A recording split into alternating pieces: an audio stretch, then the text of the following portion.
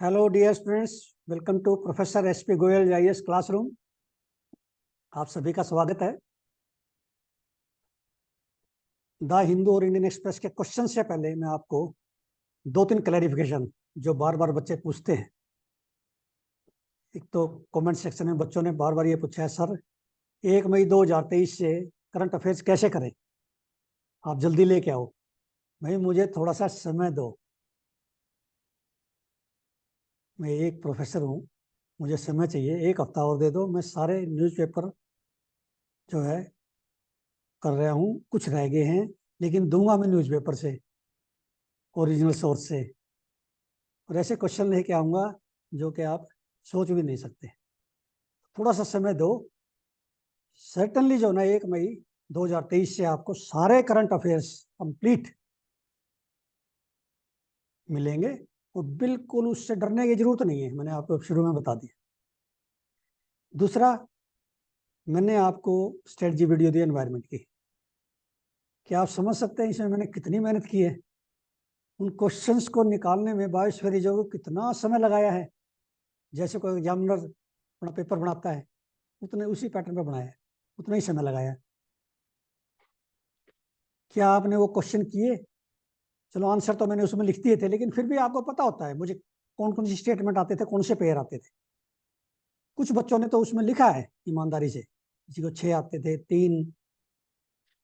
लेकिन वो थोड़े बच्चों ने जो ना उसका रिस्पॉन्स दिया, इसका मतलब आपने किया नहीं हो। मतलब ऐसी चीज है वो कि आपको वो उसी को वैल्यू नहीं है जो मैंने बनाई, उसका कोई वैल्यू नहीं बना लगा सकते। 10 क्वेश्चन का मतलब ये था कि बायोस्फीयर रिजर्व के लिए आपको 10 क्वेश्चन आते हैं, तो इसका मतलब आपको वेटलैंड में भी आते हैं, आपको क्लाइमेट चेंज पे भी कर लोगे, वाइल्ड लाइफ पे भी कर लोगे, ऑर्गेनाइजेशन एक्ट। इसका मतलब आपको सारी अच्छी तैयारी है, और जहाँ पे आपकी कमजोरी है आपको पता चलता जाएगा। और मैं तो ये भी चाहता हूँ, समय मिल गया एक पॉलिटी पे लेके आऊँ 10 क्वेश्चन, जैसे मैंने आपको कल बताया अपने टेलीग्राम चैनल पर। मैंने जो ना बच्चे बड़े खुश हुए। एक एक 10 क्वेश्चन इकोनॉमी पे दे दूँ, 10 साइंस पे दे दूँ, 10 ज्योग्राफी में दे दूँ, 10 इंटरनेशनल पे दे दूँ, 10 जो है क्वेश्चन आपके एंशियंट इंडिया पे, 10 मॉडर्न इंडिया पे, 10 मेडिवल पे। चाहता तो मैं बहुत कुछ हूँ, 110 प्लस तो मेरा छोटा टारगेट दिया मैंने। उससे क्या फायदा होगा आपको उन 10 क्वेश्चन से? मान लिया मैंने एंशियंट इंडिया पे 10 क्वेश्चन दे दिए, देखो मेरे क्वेश्चन अनकन्वेंशनल होंगे, यूपीएससी की तरह सेम होंगे, वो तो नहीं आएंगे एग्जैक्टली एग्जाम में। ये तो कभी भी नहीं आएंगे एग्जाम में, सेम क्वेश्चन किसी के भी नहीं आ सकते। मान लिया मैं पेपर सेटर हूँ, किसी को क्या पता इंडिया में कि मैं क्या मेरे माइंड में है, कौन सा क्वेश्चन माइंड में। एक लेवल आ जाएगा आपका, एक लेवल पता चल जाएगा। मान लिया एक स्विमिंग पूल में जो ना 5.5 फुट पानी है या 5 फुट में पानी है, जब बच्चों की ग्रोथ होती है ना, जब वो 5 फुट से ऊपर चला जाएगा ना, वो कहीं पर भी नहीं डूबेगा उसमें, उसका एक लेवल आ जाएगा। ये यूपीएससी भी यही चाहती है। यूपीएससी ने मान लिया 4 पेपर सेट किए हैं आपने, उनमें से एक देगा प्रीलिमिनरी का आपको, उनके क्वेश्चन बैंक में से 4 पेपर है मान लिया, या 5 है, ये मुझे आइडिया नहीं है कितने हैं, लेकिन काफी सारे होते हैं, 4-5 पेपर बनाते हैं। उनका लेवल जो है, इतनी स्टडी होती है उनके बोर्ड की, इतने एक्सपर्ट होते हैं वो, कि यदि आप एक में पास हो जाएंगे तो 5 में पास हो जाएंगे, आपको लेवल आ गया। इसका मतलब आपने थॉरोली उसी लेवल की तैयारी की है जो यूपीएससी चाहता है। और कुछ बच्चे ऐसे हैं, 99% बच्चे या 95-96% बच्चे हैं, पंचों के पंचों में फेल हो जाएंगे, उनका वो लेवल ही नहीं आया है। कई बार होता है ना भाई, किस्मत से क्वेश्चन आ गए तो ठीक है, नहीं, वो बिल्कुल उनका एक लेवल है कि भाई उस लेवल पर आप आ गए तो हमेशा आप प्रीलिमिनरी पास कर जाओ। ये है कुछ बच्चे, मैं मान ली 88 पे ही पास हुए हैं, लास्ट था उनका, वो इधर भी जा सकता है तो दोनों मार्क्स, एक क्वेश्चन इधर भी जा सकता है, वो तो प्रोबेबिलिटी रहती है। लेकिन जो अच्छे बच्चे के लिए है, जिसका 110 प्लस है, वो उसको 110 प्लस ही आएंगे।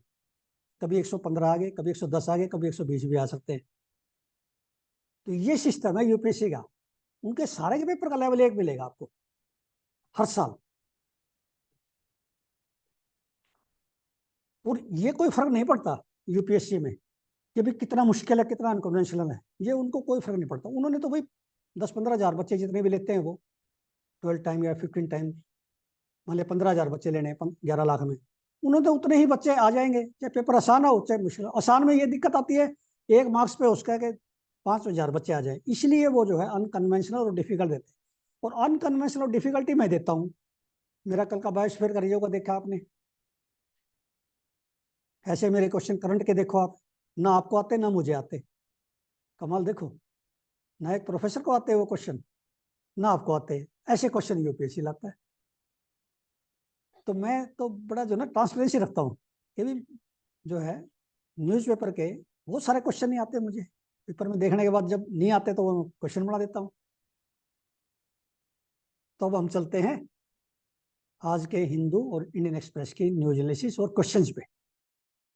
अब ये हिंदू में फ्रंट पेज पे देखिए, जब आप इस तरह से पढ़ने लग जाएंगे ना, इसको कहते हैं क्रिटिकल स्टडी। कई बार आपको न्यूज ऐसे लगती है छोड़ देते हैं। अब ये जो है आदिवासी हैं कार्बी आंगलोंग डिस्ट्रिक्ट में, असम में। ये देखिए ब्रूम के जो ना, जो ब्रूम का रॉ मटेरियल है वो लेके जा रहे हैं। मैंने इसमें से क्वेश्चन निकाल दिया, क्योंकि हमारे देश के ना ये ट्राइबल एरिया है, उनकी डेवलपमेंट भी देखनी है हमने। आप उस एरिया में डीएम भी लग सकते हैं। इसमें से ये पता चल गया, तो आपको कार्बी आंगलोंग डिस्ट्रिक्ट असम में है, ट्राइबल है वहाँ पे। और ब्रूम ग्रास इसमें लिखा है clear, harvest season of the cash crop will continue till end of week. और ये कैश क्रॉप है। Assam is the largest producer of broom grass in the country. कितनी इंपॉर्टेंट लाइन है। ये ऐसा क्वेश्चन आ जाए, मैं नहीं समझता कि कोई बच्चा इसको कर देगा, क्योंकि यहाँ तक हमारी जो ना उस लेवल तक हमारी नजर ही नहीं जाती जो हमारे आसपास है। क्योंकि नेशनल इंपॉर्टेंस की बात है, ये इकोनॉमी की बात है, उस डिस्ट्रिक्ट की बात है। तो नेक्स्ट देखिए, अब ये म्यांमार पे क्वेश्चन जो ना मैंने बहुत सारे बनाए हैं, और बहुत छोटी सी न्यूज है, इसमें कुछ भी नहीं नजर आया, लेकिन फिर भी इसमें से देखना, आप क्वेश्चन निकाल दिया। अरकान चिन काचिन सागाइन आर सिचुएटेड इन, ये चारों जो इंपॉर्टेंट हैं, इनकी लोकेशन बार बार आती हैं न्यूज़पेपर में, फ्रिक्वेंटली आती हैं म्यांमार में। ये म्यांमार में है, आपको पता होना चाहिए। इंटरनेशनल लोकेशन कभी भी पेयर में आ सकती है। मान लिया 4 में से एक पेयर में ना अरकान और चिन दे दिया, काचिन दे दिया, 4 पेयर हैं उसमें एक में दे दिया, तो उसी में जो मान लिया काचिन काचिन नहीं पता, पूरा क्वेश्चन चला जाएगा, बड़ा धोखा लगेगा पेपर में जाके। अब ये यू चबार पोर्ट, चबार पोर्ट आप सभी को पता है, ईरान में इंडिया बना रहा है, यहाँ तक सबको पता है। लेकिन मैप में जाके देखो, चबार जो है ना अफगानिस्तान से लिंक होके हमारा अरेबियन सी से, और ये गवाडार जो है ना, जो चाइना ने बनाई है पाकिस्तान में, उसका जो ना हम लेके आए हैं कंपटीशन में, ताकि पाकिस्तान ना जाना पड़े। साउथ एशियन कंट्री जाने के लिए जो है वो चबार पोर्ट ही है। वहां से अफगानिस्तान जाएंगे, फिर सेंट्रल एशियन कंट्री में व्यापार होगा ट्रेड के लिए। इतना इंपॉर्टेंट है। ये न्यूज क्यों आई, ये जो है वहां पे रीजनल डायलॉग हो रहा है, 6 regional dialogue secretary of security council, national security adviser on Afghanistan पे हो रहा है डायलॉग। और कहाँ पे हो रहा है, किर्गिस्तान, ये कैपिटल है बिश्केक।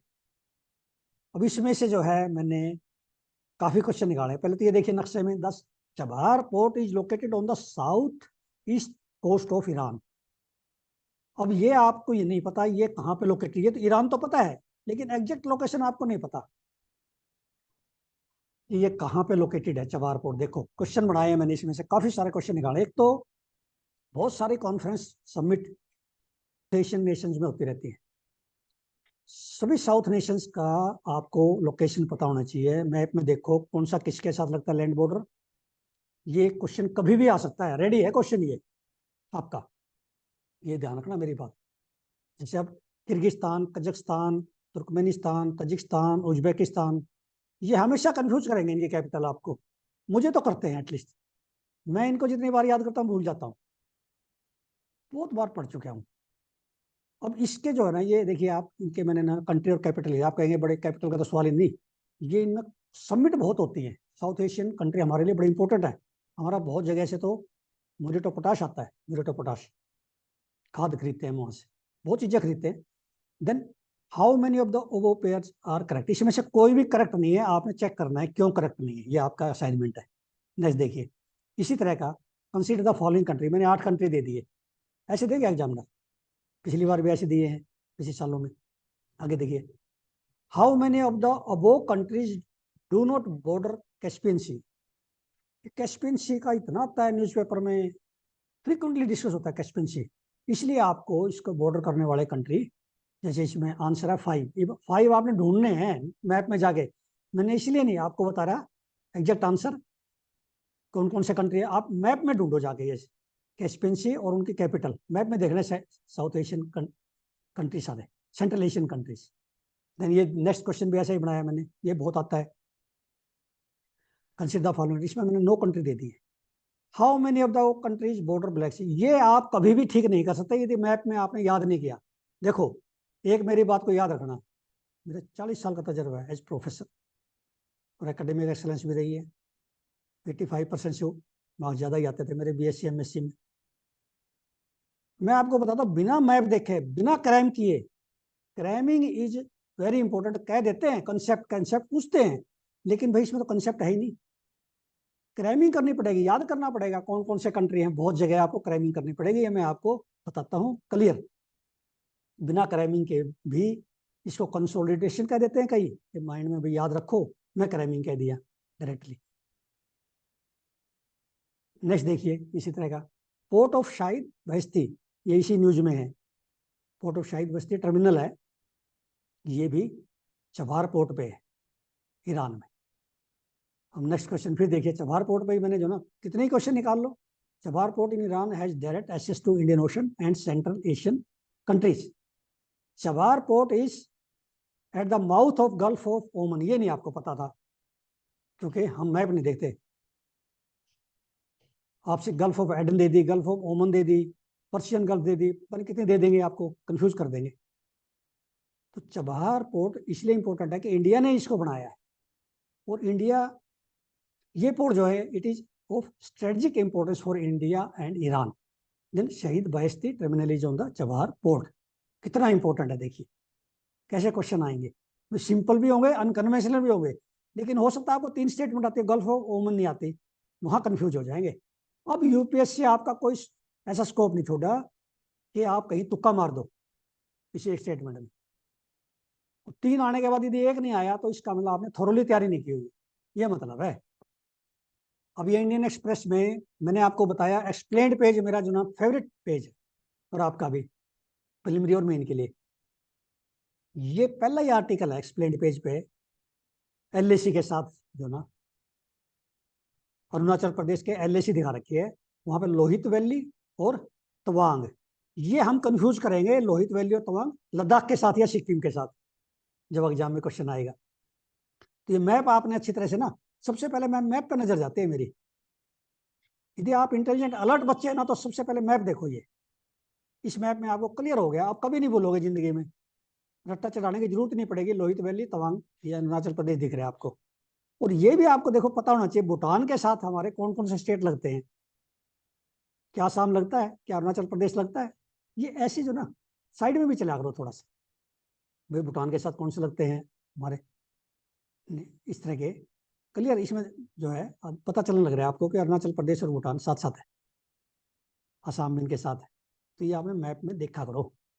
अब ये देखिए Lohit valley and Tawang sector are located in Arunachal Pradesh. Simple but unconventional. देखिए ये इंडियन एक्सप्रेस में ये आर्टिकल है इसरो का, GSLV F-14 INSAT 3DS satellite है हमारा, GSLV F-14 रॉकेट लॉन्चर है, सतीश धवन स्पेस सेंटर से श्रीहरि से आज लॉन्च किया जा रहा है शाम को। कितनी इंपॉर्टेंट न्यूज है। अब ये मैंने कल क्वेश्चन इसमें से निकाल दिया था, वही रिपीटेशन है, आपको कोई लगता है एक आधी लाइन तो इसमें लिख लो क्या इंडिजिनस है इसमें, इसके मेन ऑब्जेक्टिव है, और कौन सी मिनिस्ट्री के साथ कोलोब्रेशन है, जैसे कौन सी मिनिस्ट्री इसको फंड कर रही है, जो ये है ना आपका इनसेट 3DS, ये ministry of earth sciences fund कर रही है इसको, उड़ा रहा है इसरो, लेकिन फंडिंग कहाँ से हो रही है, मिनिस्ट्री ऑफ अर्थ साइंसेज, क्योंकि डिसास्टर मैनेजमेंट, एटमॉस्फेयर, अर्थ, ये ऑब्जर्वेशन लेगा, ठीक है ना, जियो स्ट्रेसी सैटेलाइट है ये। उसके बाद एक साइड में न्यूज हो रहा है कार्टोसैट 2, ये पहले भी एग्जाम में आ चुका है, लेकिन अब ये जो है क्योंकि इसकी लाइफ खत्म हो गई है कार्टोसैट 2 की, विच एडेड इन अर्बन प्लानिंग, 10 साल तक ये अर्बन प्लानिंग करता रहा। इसमें से कोई क्वेश्चन आपको मिलता है क्योंकि इस साल ये बंद हो रहा है, it is being brought down. तो इसमें से भी कार्टोसेट का भी 2 का भी आपको पता होना चाहिए क्योंकि न्यूज़पेपर में आया है। नेक्स्ट देखिए,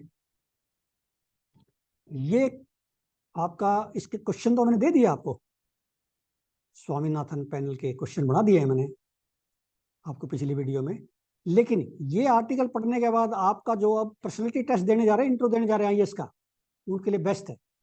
बहुत क्लियर, मैंने पहले भी बताया आपको भी C2 + 50% स्वामीनाथन फार्मूला था, स्वामीनाथन कमीशन ने दिया। CACP क्या लेती है, A2 + फैमिली लेबर। फार्मर्स क्या मांगते हैं, C2 क्या है, उसमें फार्मर्स मांगते हैं भी हमारी एक्चुअल कॉस्ट जो लगी है इनपुट्स पे, प्लस फैमिली लेबर भी, प्लस रेंटल वैल्यू भी, प्लस इंटरेस्ट भी फिक्स्ड इनकम पे, प्लस 50%। ये बिल्कुल क्लैरिटी होनी चाहिए आपको, ये आपके इंटरव्यू में तो पूछेंगे जरूर, क्योंकि हमारा नेशनल इशू है, इस पे फार्मर्स का एजिटेशन चल रहा है, पूरा देश उसकी तरफ देख रहा है। तो ये आर्टिकल के क्वेश्चन मैंने सारे आपको पहले कई वीडियो में दे चुका हूँ, लेकिन आपको ये बहुत क्लियर होना चाहिए। CACP जो है ये क्या ये स्टैच्यूटरी बॉडी है? No, it is the body of ministry of agriculture and farmers welfare, statutory नहीं है ये। और ये अब इसमें स्वामीनाथन ने ये कहा था CACP जो है इसको ऑटोनोमस बॉडी बनाइए ताकि इंडिपेंडेंट वो करे। लेकिन अब जो है क्या है कि CACP रिकमेंड करती है A2 + FL पे, फैमिली लेबर पे। उसके बाद गवर्नमेंट की जो है मर्जी है वो कितना बढ़ा के देती है MSP। एक स्वामीनाथन पैनल ने ये कहा था कि भाई समय पे, खरीफ में जो है समय पे से पहले ही MSP डिक्लेयर होना चाहिए ताकि फार्मर अपनी प्लानिंग कर ले। इस तरह की स्वामीनाथन रिपोर्ट, क्योंकि इंपॉर्टेंट दोबारा हो गया, ये दोबारा चीज में सारा दिया हुआ है पूरा आर्टिकल में। This is very good article for your interview. प्रिय विद्यार्थियों, अब हमारे पास करीब करीब 100 डेज है 26 मई तक। और एक तो सबसे पहले तो ये मैं आपको एज प्रोफेसर, एज आपका टीचर बताना चाहता हूँ कि स्ट्रेस नहीं लेना, स्ट्रेस से याद नहीं होगा, टेंशन में नहीं रहना। और जो रेलिवेंट मटेरियल है उसके जो आपके पास नोट्स हैं उसको पढ़ते जाओ, रिवाइज करो। और अनकन्वेंशनल चीजें जो इंपॉर्टेंट लगती है, नेशनल इशू है, स्टैंडर्ड बुक्स से, स्टैंडर्ड अपने न्यूज़पेपर से, वहां से जो है ओरिजिनल सोर्सेज से करो। बिल्कुल जो है, यदि आप डरोगे तो ज्यादा मटेरियल पढ़ोगे, ये मुझे पता है। ऐसे होता है, फियर होता है कि मैं पता नहीं दूसरे बच्चे ने इतना पढ़ रहे हैं, 15-15 घंटे इतना मटेरियल खरीद रहे हैं। नो, आप ऐसी दुनिया की कोई ताकत नहीं है जो आपको गारंटी दे दे कि मैं पास। आपकी हार्ड वर्क, सिंसियरिटी, कमिटमेंट, आपकी अप्रोच, फोकस अप्रोच, वो ही आपको प्रीलिमिनरी, मेन, पर्सनैलिटी टेस्ट में और आपका रैंक लेके आएगी। हम लोग तो आपको थोड़ा सा रास्ता दिखाते हैं टीचर, मेहनत आपने करनी है।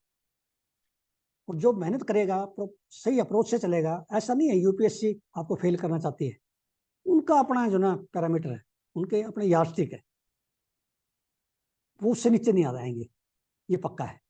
कुछ ना कुछ लेवल बढ़ता जाएगा उनका।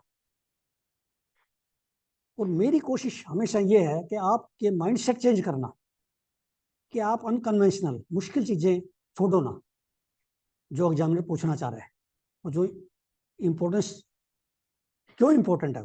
जैसे मैंने आपका देखा ब्रूम बता दिया, ये लार्जेस्ट जो ना प्रोड्यूसर है आसाम, ये न्यूज नहीं निकलती ऐसे इतनी आसानी से, सबके सामने न्यूज है ये, लेकिन कोई कोई इसको पढ़ता है। अपने आंख कान खुले रखिए और बिल्कुल कॉन्फिडेंस में, और अपनी फायर को जो ना धीमा ना होने दीजिए। तो मुझे उम्मीद है कि आप इस वीडियो को लाइक करेंगे, शेयर करेंगे, सब्सक्राइब करेंगे। Thank you very much.